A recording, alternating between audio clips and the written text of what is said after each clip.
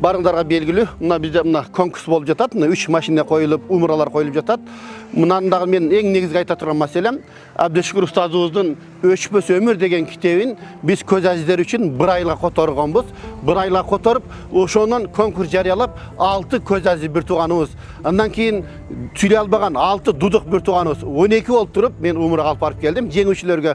Ошол умыраға барып келгеннен кейін, ушунчалык кызыгуу пайда болуп, ушул конкурска биз катышабыз деп туруп, менин роднойлорум мындайча айтканда, ошо көз әзиз бир туугандарым дагы ошо конкурска катышууга бел байлап, аябай катуу даярданып жатат.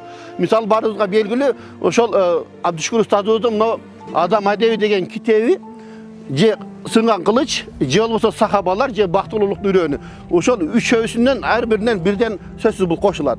Эми менин ошол көз әзиз бир туугандарым Адам адеби менен сынган кылыч экөөсүнөн ушунчалык конкурска катуу даярданып баштады. Алхамдулилла. Бизде ушундай бир конкурска азыр китепти элдер окубай койду. Бирок бул жерде көзү көрбөсө дагы көөдөнү көрүп, ушунчалык аракет кылып, кол менен менин бир туугандарым окуп жатат. Сиздер аракет кылыңыздар. Buyursa maşineni menin radnoylarıma aldırıp koymanızlar. Hareket kılınızlar inşallah.